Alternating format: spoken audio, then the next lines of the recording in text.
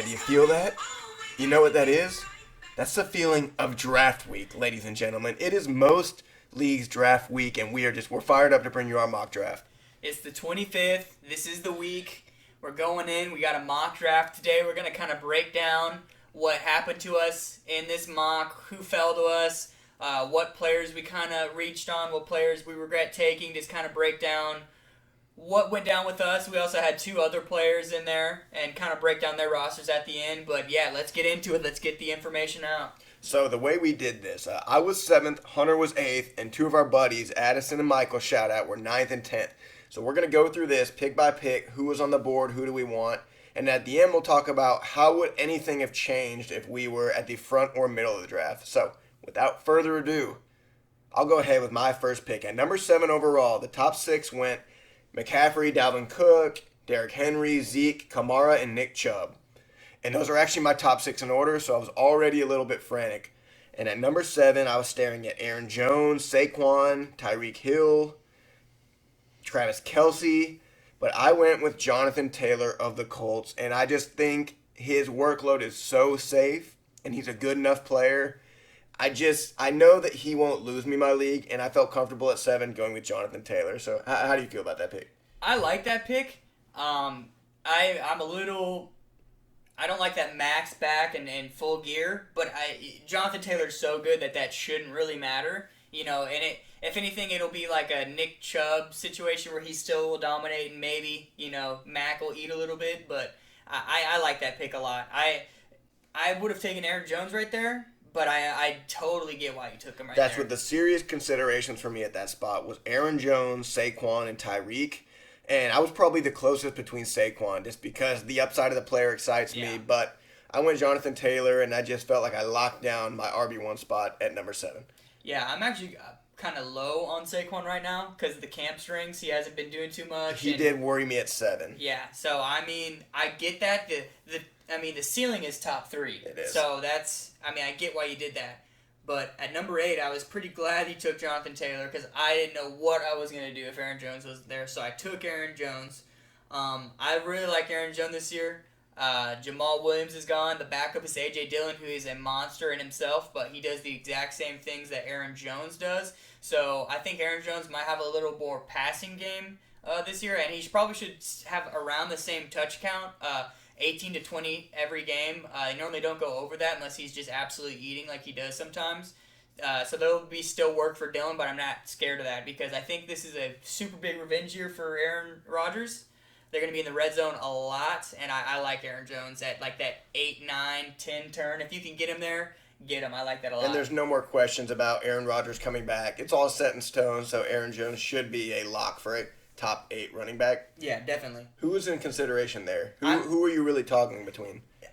Devontae Adams and Saquon, but I just couldn't do. I don't like and it's just preseason, but you got to have the pulse on everything that's going on. I don't like what's coming out of the Giants right now. Nothing's too positive. He's not even on the field right now. The quarterback hasn't even progressed really, so I didn't like that at all. Devontae Adams was a serious consideration, but again, I don't know if Aaron Rodgers is going to feed him as much as he fed. I mean, last year was historic. I mean, that was like a Michael Thomas, just crazy year. He didn't even play all the games and had like an insane season. So, I don't know. There's more mouths to feed this year. I think Tunyon is going to still be a big factor. Obviously, Lazard playing a full year, not getting an abdominal. I just think that some of those 2 touchdown games, 3 touchdown games will be, just one.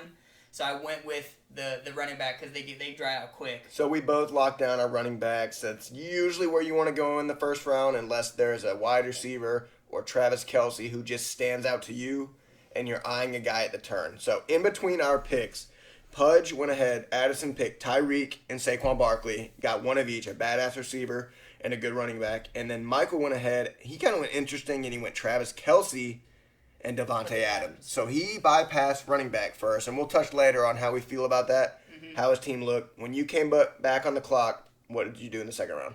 Man, so Tyreek just went, and if Tyreek had fell to me, I would 100% take him. Super big Tyreek guy, just the upside, the ceiling is just, we still don't know the ceiling, because Tyreek had like downfall games last year. we're not going to touch on that. So I was between Calvin Ridley, Stephon Diggs, and DeAndre Hopkins because Najee Harris was there and Joe Mixon were there, and I like those players, and I'm sure they will be RB1s, but I wanted to go out and get an elite receiver because the first or 4 rounds are kind of running backs that I like this year. So I went ahead and took my guy. DeAndre Hopkins is going to have a great season. Stephon Diggs is going to have an amazing season too, but I'm super high on Calvin Ridley this year. So I went and I nabbed Calvin Ridley. If you have a guy and you like him and, there's other guys there, get your guy. You're going to regret if you don't get your guy and he goes off. It might bite you in the ass, but, don't listen to everybody. If you have a gut feeling on somebody and you know that they're good, go ahead and get them. That's something I've done more and more in recent years and stopped going off who I think is probable for the best and just the one that I have the inkling about because he's not going to make it back to you. And like you said, if it works out, then you just feel verified. If they don't, it hurts you. It hurts you a lot. Yeah, it does. So I came up right after you, and that made my pick pretty easy. So I went with Stephon Diggs. The volume is just too safe. It's too safe unless he gets injured, but that could happen to anybody. So I think he's really safe. I do like Ridley. I probably still would have gone Diggs by a hair, but I was looking at the same 3 as you. For the running backs there, Najee Harris and Eckler and Gibson, I like them.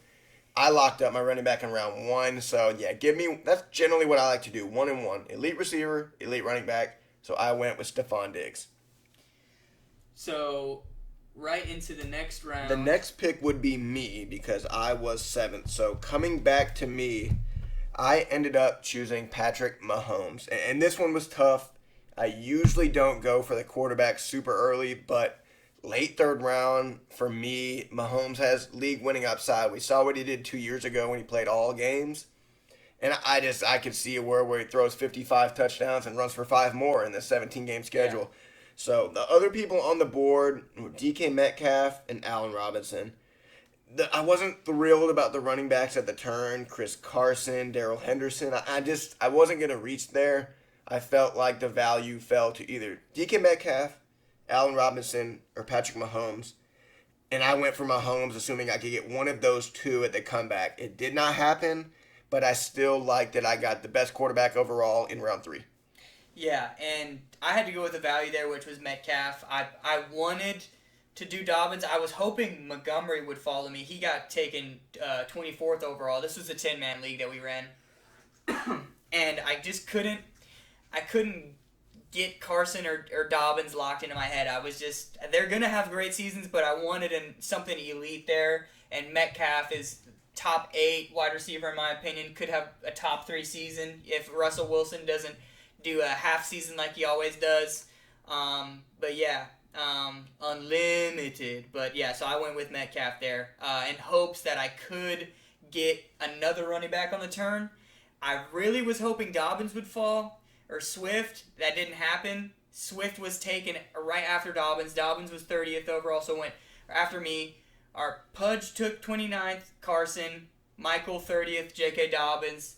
And then the flip, Michael, DeAndre Swift, and Pudge, Allen Robinson. So I was forced to take Darrell Henderson. And that was prior to the Sony Michel news. I might have audibled there, got something different. That's true. This was a few nights ago. We got to say that. This was, a few nights ago. So that kind of would change my opinion. But right at that time, that's a good pick before the Sony Michel trade. I like that a lot.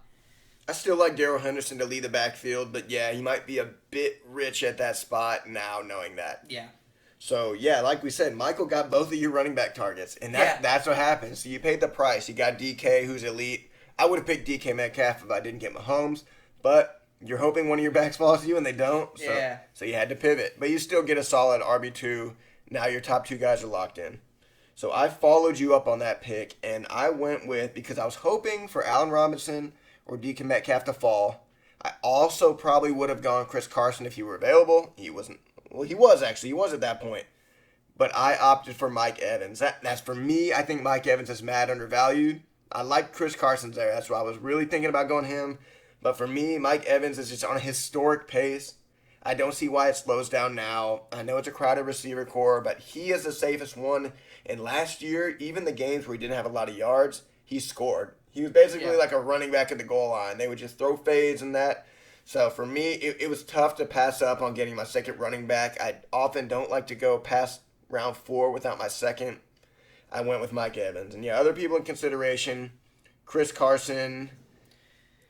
That was really it. I was just between Chris Carson and Mike Evans at that spot. I like Godwin. I like Evans a little more, so that's where I went. Yeah. So going right into the next round, I think it would be me again, right? Yeah. So every time we go through this, it's going to come back to me. So at the 5 hole, the player I went with was Adam Thielen. Nice, I like that. And so once again, I bypassed running back, and I was uncomfortable about it. But to me, Thielen is back in a top 16 role if he's healthy. I was looking at Josh Jacobs at that point. The running backs on the board were Miles Sanders, Josh Jacobs, Travis Etienne, Myles Gaskin. Kareem Hunt, Mike Davis. Yeah, and I like those guys, but I figured one of the 3 that I liked would be there in the comeback, and I figured Adam Thielen would not be. So I now have 3 wide receivers locked in. Stephon Diggs, Mike Evans, Adam Thielen. I'm thrilled with that. I have the best quarterback in the draft, Pat Mahomes. I only have Jonathan Taylor. That part's not ideal, but through the first 5 picks, I'm pretty happy with who I've got. Yeah, and our mocks, we don't have a flex, so we have 3 wide receiver slots. So when we draft 3 receivers in the first 5 rounds, that's why.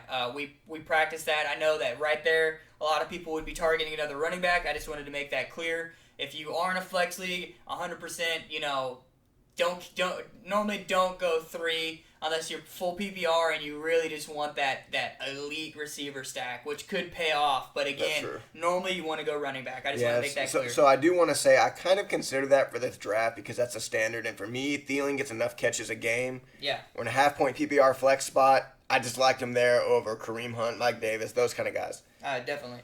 So I was hoping that you would take Thielen because that's who I wanted, and I needed a push to get me to take this next player. I really like this player in the 5th round. If you kind of already have 2 running backs, a couple receivers, I really like to shore up that tight end spot with T.J. Hawkinson. I think he's going to take a tremendous leap this year. He has something around, I think the stats were 300 vacated targets this year from last season to this season, as in players that got that many targets are no longer on the team. Galladay and Marvin Jones, most of all. Yeah. So he's had 100 targets last year in his breakout season, his 2nd year. And we talk about it's the 2nd year for the wide receivers, but it's still always the 3rd year for the tight ends. They absolutely bust out like a MILF at a bar. They just busty. They come through. But I love Hawkinson right here. He's going to have at least 125 targets this year. They have nobody else on the team.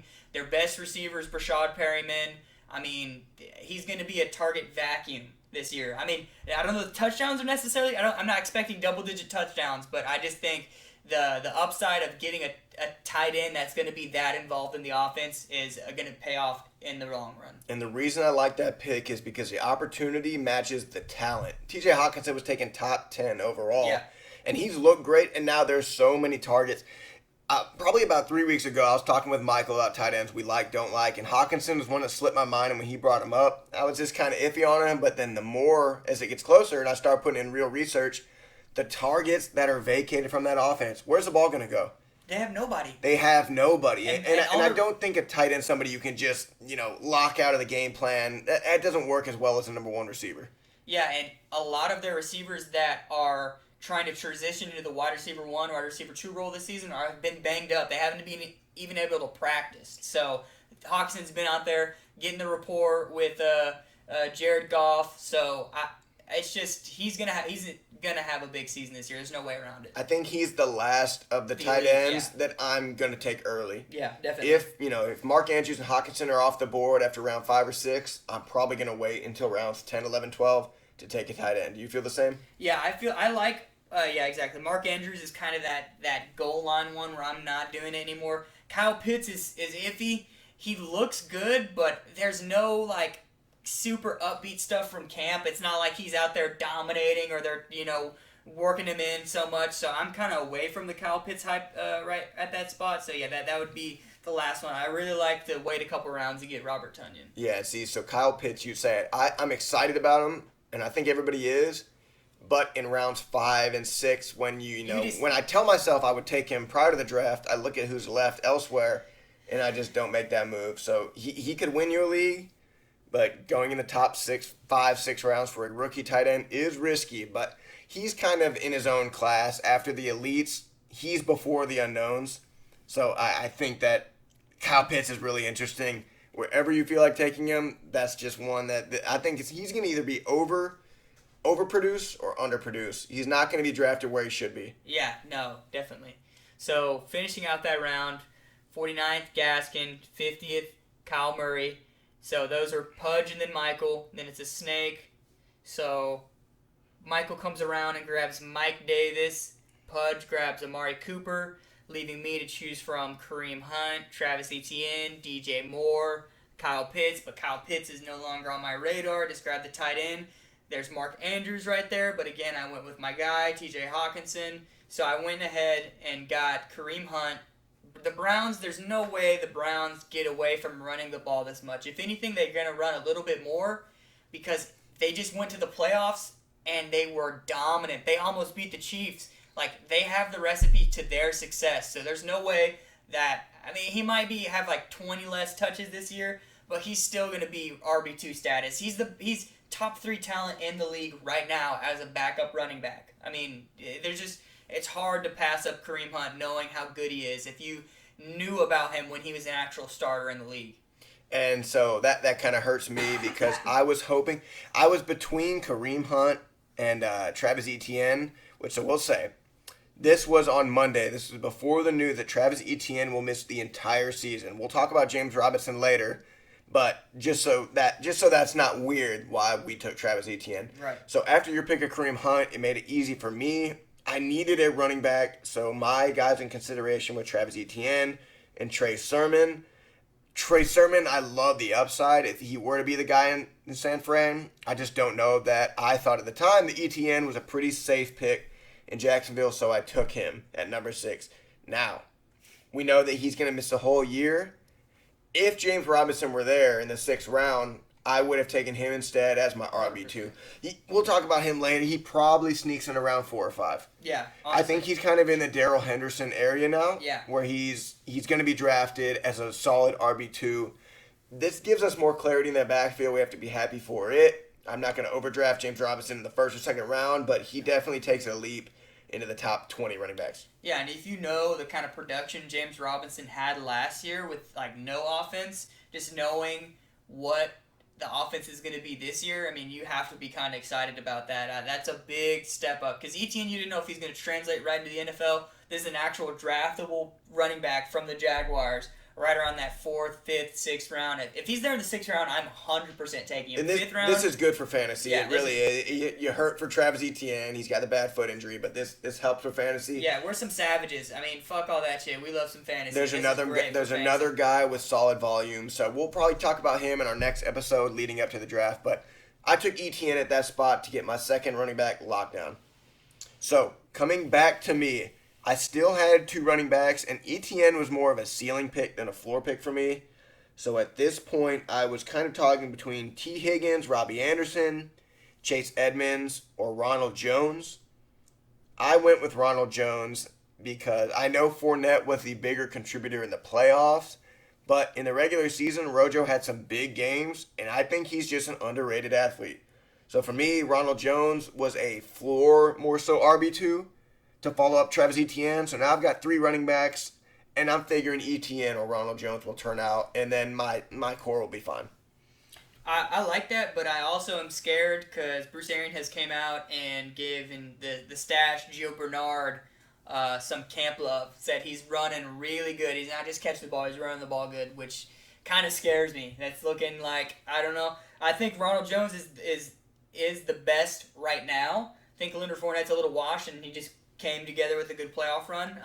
But yeah, I like that a lot because that freed up me to take T. Higgins. I didn't know what I was going to do right there. If you took T. Higgins, I was probably going to take Robbie Anderson, but yeah, I love T. Higgins right there. People forget about how good he was, and Joe Burrow only played to week 5 or 6 or something like that. Yeah, it was later than that, but still, yeah. Higgins, had big numbers at that point. Yeah, he finished with 900 yards.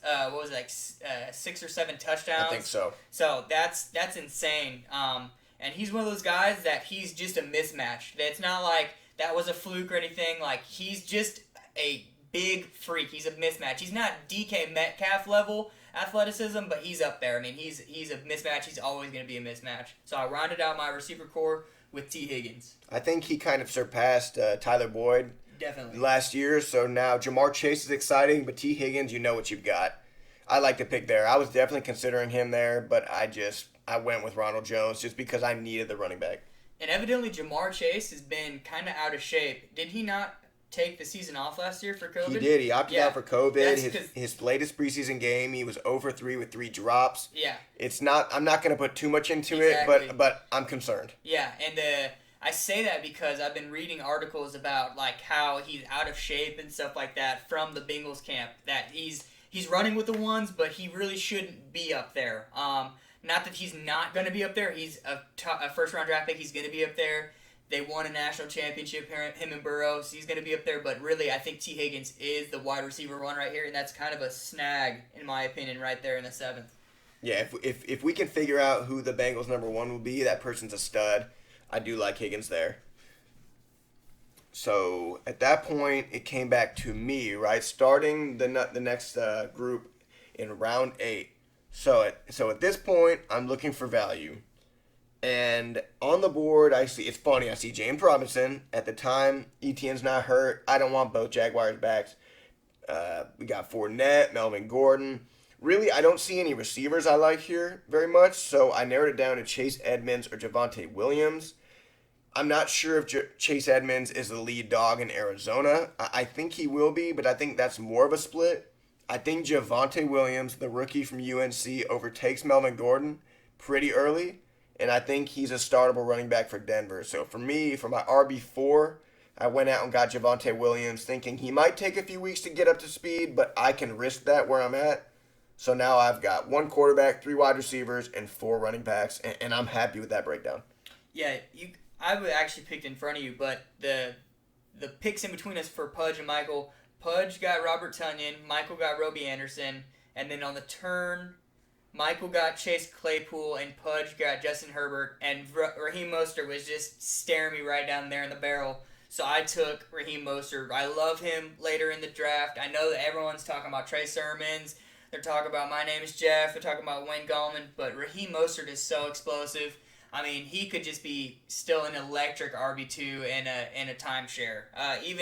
That's not what you want right there. You're hoping best case scenario, but worst case scenario, he gets 10 to 12 touches and still has RB2 weeks, which is plausible right there. So going into the next round, you had. So this is when I started off. So at this point, I pretty much have somebody everywhere except for tight end. There's nobody on the board I love. I think I can get my guy a round or 2 later. So now I'm looking for value. I see Tom Brady at quarterback. I'm not looking to take a second quarterback. Gus Edwards, Tyler Boyd, Brandon Cooks, DJ Chark, Antonio Brown, Deebo Samuel. This is where it starts to get really preferential. There's no consensus on which of these guys in rounds 7 through 10 are going to turn out. But for me, I went ahead and went and got my 4th receiver, Deebo Samuel from San Fran. That offense is going to be elite. We don't know who it's going to be between Brandon Ayuk or Deebo, Raheem Mostert or Trey Sermon. I just want a piece of it here. I'm looking for that upside. So I get Deebo Samuel, who I love, in round 9 as my 4th wide receiver. Yeah. So right here, 88th pick overall, I took Tom Brady. I love him right there. You don't know who is really going to break out in that offense, who's going to be the lead dog. They got so much talent, but you know who's going to benefit from all of that. That's Tom Brady. He's got just the most insane receiving core probably known to man right now. So even if he regresses a little bit, I think the consistency will be better this year in the offense. So I don't think there will be kind of lull games. I mean, before he broke out, he kind of had some bad games before he just started throwing 5 touchdowns almost every game, damn near. But I love Tom Brady right there in the 9th. That is just who you either want Aaron Rodgers or Tom Brady right there. And Aaron Rodgers had just got taken in the 8th, so I went ahead and got my guy in the 9th, which is Tom Brady. And then it comes out that Tom Brady last year had a pretty severe knee injury Yeah. and still won the Super Bowl. So, assuming Father Time doesn't catch him and he's fully healthy this year, it is very possible he throws for 45 touchdowns in a 17-game slate. Yeah, and Peyton Manning did that too. Everyone wrote Peyton Manning off, and he had 2 or 3 crazy fantasy seasons for the Broncos. So, yeah. Then finishing that round, Pudge got Cortland Sutton, Michael, Gus Edwards. I love Gus Edwards right there at the turn. He's another guy that's going to get a lot of touches. He's going to have over 100 touches. That's a nice little RB2 plug and play some weeks. So, going right into the next round, Pudge got Michael Carter. I don't got the screenshot for what Michael got, so leading me right in there to pick from Noah Fant, James Conner, Corey Davis, Brandon Cook, David Johnson. I really don't like any of those guys, and I like James Conner. I don't know if it's going to turn out. I don't know if he's going to be actual RB1 there, but I like him way over David Johnson. I didn't need any receivers.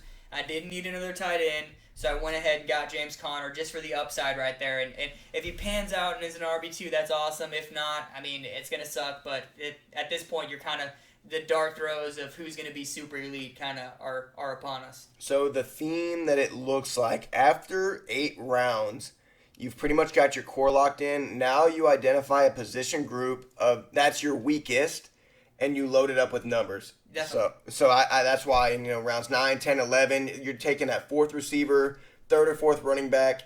At this point, identify which position group of yours is the riskiest and load up on numbers. You got more tries at the Hail Mary, more tries to get a startable guy. So James Conner there is your number 5 running back. I do like the move, and we're getting into the point where they're all risk guys. Yeah. But you want the guy with the big reward. Let's assume he's an RB1. Kenyon Drake 2 years ago was incredible in Arizona. Definitely. So I think that pick is nice. So my 10th pick, and this is the last one where we're going to break down who we saw, and then we're just going to go through the rest of our rosters briefly and talk about Michael and Addison, who they took, what we think about it, and then how we would change if we were earlier.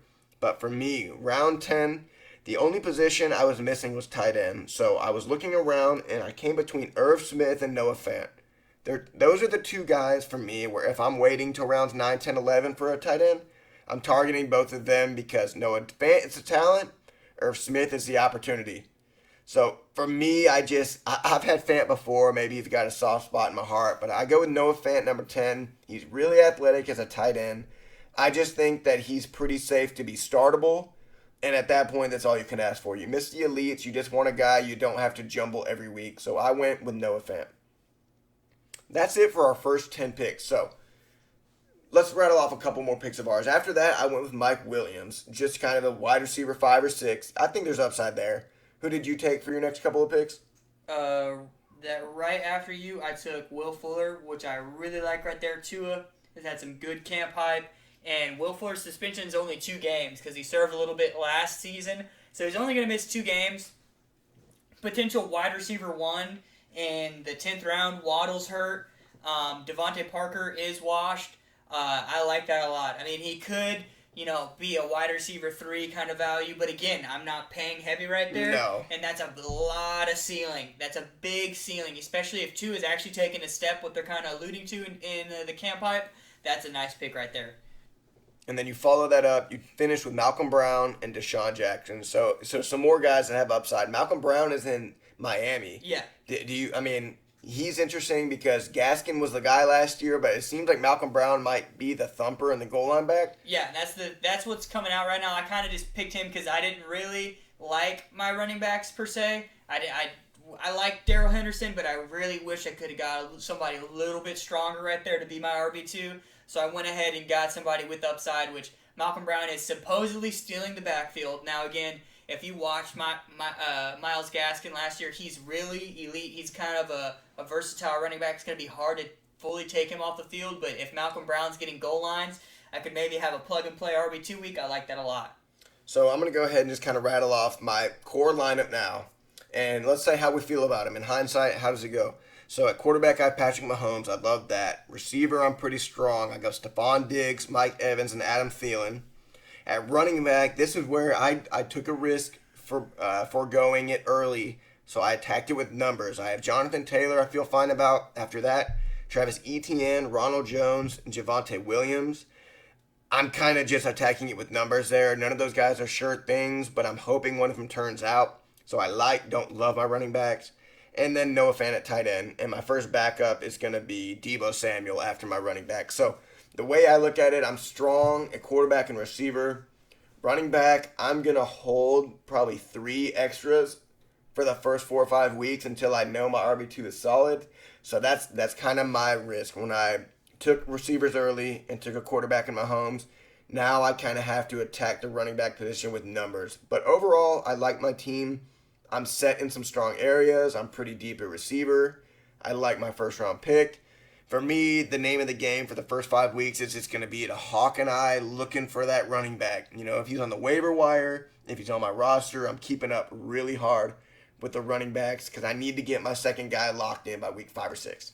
Yeah, and I like your roster a lot, but I find that problem when I do take one of those elite quarterbacks at the beginning. It's like, man, I like a Travis Etienne, but not after the injury, but hypothetically, like, man, I like him, but then I just not feeling as high as I should be, even though I draft 3 or 4, other ones. But I like that a lot because Patrick Mahomes is going to pay off. That's one that's going to pay off. Kyler Murray right there, that's a little iffy, and that's almost like guaranteed now, him going in the third, which is, I'm not about that. I really like to get the Aaron Rodgers, the Matt Staff, that 8, 9, 10 kind of deal. Ryan Tannehill in the 10th. Like, that's what I'm about. Just kind of stack up otherwise. So mine kind of shapes out like this. Quarterback, Tom Brady. Wide receivers, I have Calvin Ridley, DK Metcalf, T. Higgins, Will Fuller. My core is obviously going to be T. Higgins, DK Metcalf, Calvin Ridley. My running backs, Aaron Jones, Darrell Henderson. My tight end, TJ Hawkinson. I really like this team. I really wish I got J.K. Dobbins with my 4th pick, but I really like DK Metcalf right there. I have 2 wide receiver ones, like solidified potential top 5 candidates. So I really like my receiving core. Now, my other running backs, Raheem Mostert, James Conner, Malcolm Brown, those are pretty boom bust. Those are very boom bust. But again, I have 3 of them. One of them's gonna hit. I mean, if you don't have one of them that hits, I mean that's just the luck of the draw. I'm sorry, but normally if you kind of follow the preseason, follow who's actually healthy, one of them will hit. So I just want to say, let's say that you were the inverse. You were picking 2 or 3 overall. Does your strategy change as far as position versus value? I mean, what were you looking for here, and what do you think you would look for if you were picking in the top 3? So 7, 8, 9, 10, I'm really looking to stack up RBs. If let's say Kelsey went in the second, let's say Kelsey goes in the second, and you have that 9, and you can get, man, like somehow Aaron Jones falls to you. Somebody reaches for Devontae Adams or something along those lines, and you can get Aaron Jones, like an Eckler right there. You're in a full PPR. Man, that's what I'm aiming for, is that RB stack, because it's going to be a minute before you get that next pick. But early in the draft, I'm going to get a running back. You got to get one of the top 5 running backs. If you're 2-3, 1-2-3, I mean, what are you doing? You have to get a running back. In theory, it's a sure thing at RB1. As long as they don't get injured. Now, in recent years, the top 3 guys, a lot of them got injured, so a lot of people have been pretty pissed, and really that 4-5 spot as the guy that's won the league. But this year, I'm sure that's not going to happen. I'm not going to jinx anybody, knock on wood. But I really like to get that running back and then wide receiver, because it's going to be so many picks before I get another one that it's just going to be, there aren't going to be wide receiver ones, so you're kind of taking an L right there. But again, if I'm at the beginning of the draft, I'm going to also probably be one of the first ones to take a quarterback off the draft, just so I make sure I have a bunch of talent, because I really don't like taking at the front unless, you're super conviction on like McCaffrey or something like that, because they're going to have a great season, but again, your other picks aren't going to be as stacked as you would if you're in the back of the draft, in my opinion. Yeah, I agree. And so you pick 1, and then you pick 2, 3 pretty close together, and then there's a drought. So yeah, it's important to get that first receiver. For me, the way this went, I would probably do it pretty similar, and where I feel I got the running back locked up, it's kind of similar to what you said. At 7, 8, 9, 10, I would be more willing to go RB than I would if I picked first or second or third, because if I get McCaffrey, I figure that my RB1 spot is locked up. So then I'm attacking receiver, in attacking other positions. Mine pretty much played out the same way. So I'm a value-driven guy, but after these first 5 rounds, if I pick at the end, I'm probably going to load up on the backs in round 6 and 7.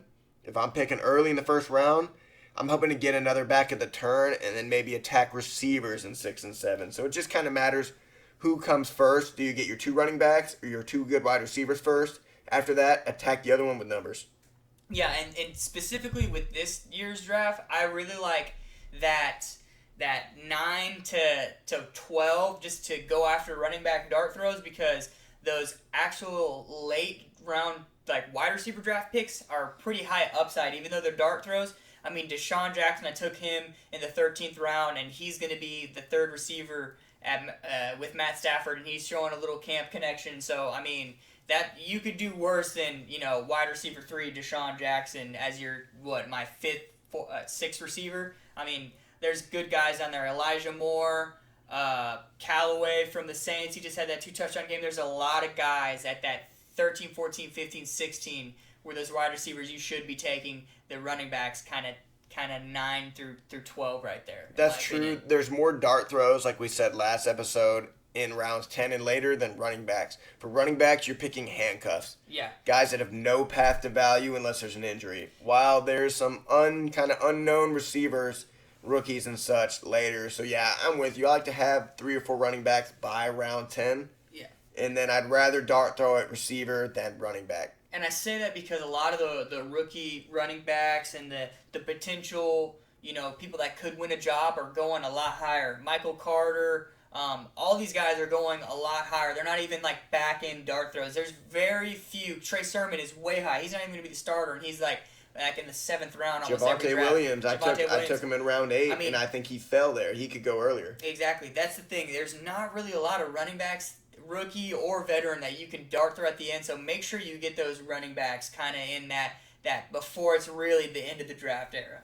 Yeah, really, as a bare minimum, you want 3 in your first 8 rounds. It's probably better to go 4. Yeah. You kind of want 4 running backs, and then you don't have to worry about it and hit your other positions. We kind of, I think we agree on this. If you go quarterback or tight end early, you wait on the other one. So if I take a quarterback top 5 rounds, I'm waiting on tight end till after rounds 9 or 10. You have to. This running back and receiver gets so thin late that you can't take both a QB and a tight end top 8 rounds because you're sacrificing one crucial spot at either running back or receiver. So that's ours. One or the other high, sure, that's good. But then the other position, you better wait for it. Yeah, so that's about it. We're kind of rambling on some draft strategy, which we're about to go back into the stew after we chop this one up and go right into some draft talk, some short strategy, a real quick one. But that's the Fan Bros. Before we go? Before we go, rapid fire. Yeah. Michael and Addison's teams. Michael got Kyler Murray, Devontae Adams, Robbie Anderson, J.K. Dobbins, DeAndre Swift, Travis Kelce, Mike Davis, Claypool, Gus Edwards, Antonio Brown, Curtis Samuel, and Devontae Smith. Quick hitter, what do you like? What would you wish to improve? I think I like Pudge's team. He's got a lot of upside. He's got Herbert as his QB, which I like a lot. As running back, core is nice. Saquon, Chris Carson. Allen Robinson's just so surefire as his wide receiver 2. He's going to be a wide receiver 1, damn near, especially if Justin Fields is there. I really like his team. Michael has a good team too, but again, DeAndre Swift has the camp strings. They're saying he might not even start the season. That kind of came out after this. Again, a lot of stuff came out after this. Things do change. Yeah, so it's kind of upsetting. Yeah, looking at Michael's, I would say the main offense was what we just said. He took Travis Kelce first round, and Kyler Murray, I think, 5th or 6th. Now, 5th or 6th taking your second isn't a big no-go, but therefore he sacrificed a little bit of sureness at running back and even his 3rd wide receiver spot. So that's something I wouldn't suggest just looking at it. But other than that, he hit running back with numbers. Devontae Adams and then some other talented guys at receivers. But for him, the real nice thing is going to be Travis Kelce. Travis Kelce's such a game changer at tight end. He's 4 or 5 points better than the next guy. Yeah. That's a big win. It's very rare you have a league-winning tight end, that can win you the weeks. But Kelce can do that. As long as Tyreek doesn't have 3, he'll have 2. That's almost like surefire that he'll have 2 with at least 80 yards. So, yeah. So looking at Pudge's team, yeah, we like Justin Herbert, Tyreek Hill, Allen Robinson. That's a really good core. Amari Cooper is his third. The running back is finicky for everybody. He got Saquon, high upside, and then Chris Carson, more of a floor play, who's a safe guy. So I like the way he kind of mix and match those to where Carson's pretty safe, Saquon's riskier.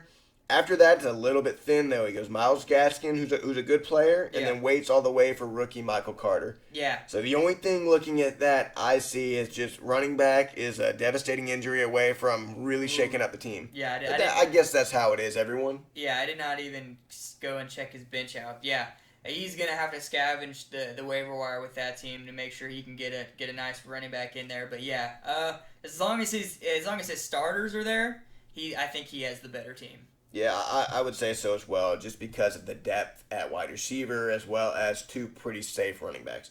Hey, that's it for us this time. This is our mock draft special. We hope you enjoyed it. We're going to come at you tomorrow with our last-minute draft package, just kind of our thoughts leading up to the draft. Good luck, everybody. We are the Fan Bros.